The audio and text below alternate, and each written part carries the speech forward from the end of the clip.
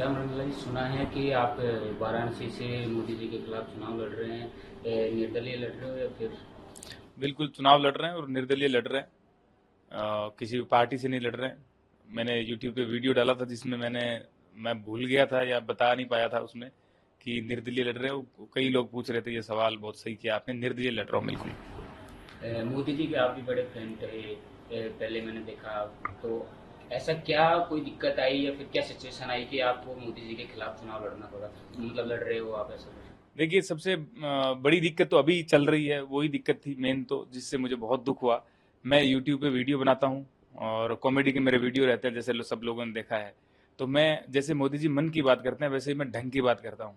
तो ढंग की बात जब करता हूँ तो मैं देखता हूँ कि पॉलिटिकल कंटेंट क्या चल रहा है। जब मैंने सूरत का मामला देखा तो मुझे बहुत दुख हुआ, लेकिन फिर भी मैंने उस पर कॉमेडी बनाई। लेकिन फिर जब इंदौर में सेम चीज़ हुई तो मुझे बहुत दुख हुआ। मैंने कहा ये अभी इसके बारे में कोई आवाज़ ही नहीं उठा रहा है, मतलब एक पार्टी के कैंडिडेट उसमें जा रहे हैं और वो पार्टी भी कुछ नहीं बोल रही है। 543 कैंडिडेट होते हैं जिसमें कांग्रेस एक बड़ी पार्टी है, उसके दो कैंडिडेट ऐसे चले जाएं, ये बहुत बड़ी बात है देश के लोकतंत्र में।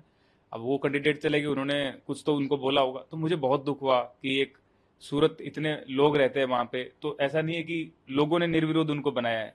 वो छल कपट से, मतलब इस तरीके से निर्विरोध बनेंगे तो मुझे बहुत दुख होगा। हर नागरिक को दुख होना चाहिए, क्योंकि वोट का जो अधिकार है वो हर नागरिक का अधिकार है, वो अगर आपको नहीं मिलेगा तो इसमें लोकतंत्र खतरे में ही आएगा, सीधी सी बात है। और एक एक वोट का अधिकार है सबको।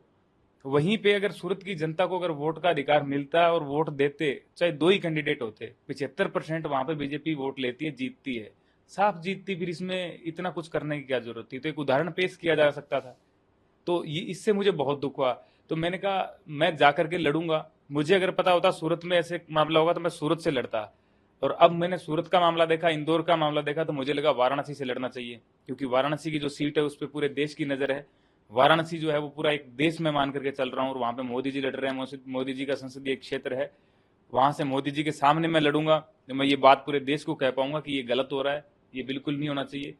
बीजेपी कहती है कि अब की बार 400 पार, और हम भी 2014 में भक्त रहे हुए हैं, 272 हमने भी उसमें सपोर्ट किया था। तो इसमें अगर मैं सपोर्ट नहीं कर रहा हूं तो मैं ये नहीं कह रहा हूं कि 400 पार नहीं होनी चाहिए, आपकी 450 हो, हमें दिक्कत नहीं है, हमें उससे चीज से कोई प्रॉब्लम नहीं है। मैं कांग्रेस ही नहीं हूं या मैं कोई उनके विपक्ष में बैठने वाला बंदा नहीं हूं। मैं ये कह रहा हूं कि आप लोकतंत्र से विजयी हो, लोकतंत्र से वोटिंग के अधिकार से आप 500 सीट ले लो, कोई प्रॉब्लम नहीं है। लेकिन इस तरह से देश के साथ ये तो बहुत गलत हो रहा है। चर्चा ये भी चल रही है कि श्याम रंगीला जी हैं जो पॉपुलर होने के लिए ये काम कर रहे हैं, क्योंकि आपके सामने कैंडिडेट जो है प्रधानमंत्री है वो नरेंद्र मोदी जी है। क्या ये भी कोई कारण है? सर देखिए, पॉपुलर तो मैं थोड़ा सा तो पहले से हूँ, इतना तो मैं हूँ ही कि आप सब मीडिया वाले इतना प्यार देते हैं, पहले भी देते आए हैं। अगर मैं पॉपुलर नहीं होता तो वैसे ही मेरी हालत होती, जैसे 27 लोग पिछली बार लड़े थे उनकी हुई थी। उनको कौन जानता है, चार नाम कोई लोग नहीं जानते कि कौन कौन लड़े थे। लेकिन आज मैं लड़ रहा हूं तो लोग इतना तो जान रहे हैं, इतनी खबर तो वहां पे छप रही है कि सामने कौन लड़ रहा है, सामने श्याम रंगीला लड़ रहा है, स्टैंड अप कॉमेडियन है, क्यों लड़ रहा है। एक रीजन जा रहा है ना क्यों लड़ रहा है, तो ये रीजन जा रहा है कि भैया वो जो चीज उसने देखी सूरत में, इंदौर में जो चीज हुई, तो उससे वो परेशान हो गया। और एक मेरी जो खुद की पर्सनल जिंदगी है उसमें मैं एक आर्टिस्ट हूँ, और आर्टिस्ट के नाते जब मैंने 2017 में परफॉर्म किया लाफ्टर चैलेंज में, तो वहां पे मेरे आर्ट पे रोक लगा दी गई। 2017 में रोक लगी, मुझे लगा कि नहीं, मोदी जी ने नहीं रोक लगाई है। फिर 2020 में जब मैंने पेट्रोल महंगा हुआ, तब हमारे गंगानगर में ही, कहीं और जाकर के नहीं बनाया था मैंने, गंगानगर में ही पेट्रोल महंगा हुआ, सबसे ज्यादा महंगा था। मैंने वीडियो बनाया, मेरे पे केस होने की बातें हो गई, वहां पे केस दर्ज कराने की बातें चली। पेट्रोल पंप मालिक का तेल रोक दिया गया। कितनी बड़ी बात है देश के लोकतंत्र में, और देश के इस एरिया में एक पेट्रोल पंप का तेल ही रोक दिया गया कि उस लड़के पे कार्रवाई करो आप।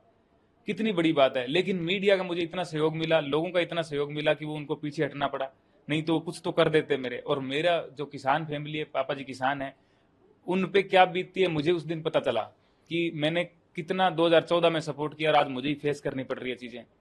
और 2021 में फिर 22 में फिर वो जो हुआ मामला, नील गाय वाला, मैंने खाना खिलाया जैसे मोदी जी खिलाते हैं, मैंने भी खिलाया, मुझे जुर्माना देना पड़ा। तो ये सब जो चीजें हैं ना, मेरी पर्सनल भी है, और उसके अलावा मैं देखता हूं तो पूरे देश में ऐसी चीजें हो रही है जो मुझे जाकर के वहां से लड़ना पड़ा। अब इसमें लोग पब्लिसिटी समझे, इसको कुछ भी समझे, मैं कहता हूं कोई कोई और लड़ ले वहां से, थोड़ा थोड़ा और पब्लिसिटी के लिए कोई और लड़ ले, मैं बैठ जाऊंगा, कोई दिक्कत नहीं है। लेकिन लड़े तब तक लड़े जब तक वो एकदम लास्ट चुनाव का रिजल्ट आ जाए, उससे पहले पर्चा ना उठाए कहीं कोई, जैसे हर जगह उठ रहे हैं। आपने पेट्रोल की बात करी, गंगानगर में पेट्रोल में वही दिक्कत, अब तो वहाँ भी पेट्रोल समान कर दिए गए। सर बहुत बढ़िया बात है। मुझे लगता है कि अगर मेरे वीडियो से वो मुझे गिरफ्तार करने की जगह अगर पेट्रोल 1 रुपया भी कम कर, मैं को 10 पैसे भी कम कर देते, मुझे बहुत खुशी होती कि यार एक नागरिक की कॉमेडी वीडियो से इतना फर्क पड़ा कि 10 पैसे यहाँ पे कम हो गया। बहुत खुशी होती और सब लोगों को होती। लेकिन अब जो चुनावों के बाद में जो कम हो रहा है ना, भाई चुनावों से पहले जो कम हो रहा है, उसके बाद में चुनाव आए तभी कम हुआ, उससे पहले तो नहीं हुआ। तो ये जो चीजें हैं ना, इससे दुख बहुत होता है। अब आप कम करने की जगह आप कहते हो कि ये तो देश की भलाई के लिए हो रहा है, तो ये तो गलत बात है। और देश की भलाई में हम जो सहयोग दे रहे थे 2014 से पहले, हमने पोस्टें शेयर की थी, 12वीं फर्स्ट ईयर में तो थे उस टाइम, 2012 में 12वीं में था तब से पोस्टें शेयर कर रहा हूँ। तो हमारा भी तो योगदान भी है गवर्नमेंट में, और उसी योगदान के बाद में हमें ये चीज फेस करने को मिले कि पेट्रोल डीजल महंगा होने के में हम वीडियो बनाए और हमें गिरफ्तारी करनी पड़े, खुद को जाना पड़े वहां पे। आप किसी पार्टी से नहीं लड़ रहे, निर्दलीय लड़ रहे हो, तो नामांकन कब दाखिल करोगे, कब का विचार है? सर नामांकन दाखिल करने का हमारा वाराणसी जाने का प्लान है 10 तारीख को, और अभी डिसीजन चल रहा है कि हम 10 को नामांकन करें या 11 को करें, ये डिसीजन चल रहा है। बाकी 10 को हम वाराणसी पहुंचेंगे। थोड़े दिन पहले आपने आम आदमी पार्टी ज्वाइन की, तो आम आदमी पार्टी आपने ज्वाइन की, उसके बावजूद आप निर्दलीय लड़ रहे हो, तो इसका कारण क्या रहा? देखिए बिल्कुल कारण रहा है। जो आम आदमी पार्टी है वो राजस्थान में हमने चुनाव के लिए ज्वाइन की थी, और जिस समय हमने ज्वाइन की थी उस समय बहुत बढ़िया माहौल भी था, हमने पूरा जी जान लगाने के लिए हम उतरे भी थे।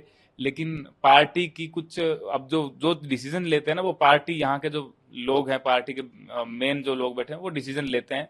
अब उनकी टीम की रणनीति या डिसीजन ऐसे नहीं हुए कि राजस्थान में उस तरीके का काम हुआ हो उनकी, क्योंकि जब भी मीटिंग होती थी तो 200 सीटों पे चुनाव लड़ेंगे ऐसा उनका निर्णय लिया जाता था, और ग्राउंड लेवल पे मुझे नहीं लगता कि इतना कोई ज्यादा वो काम हुआ था। तो वो एक अलग चीज है। वो विधानसभा के चुनाव भी चले गए, उसमें मैंने भी कोई ज्यादा भागीदारी नहीं दिखाई। उसके बाद में जो चीज है वो है ये गठबंधन, इंडी गठबंधन हुआ, उसमें आम आदमी पार्टी भी है, बाकी सारी पार्टियों ने मिल करके काम करने का विचार बनाया हुआ है।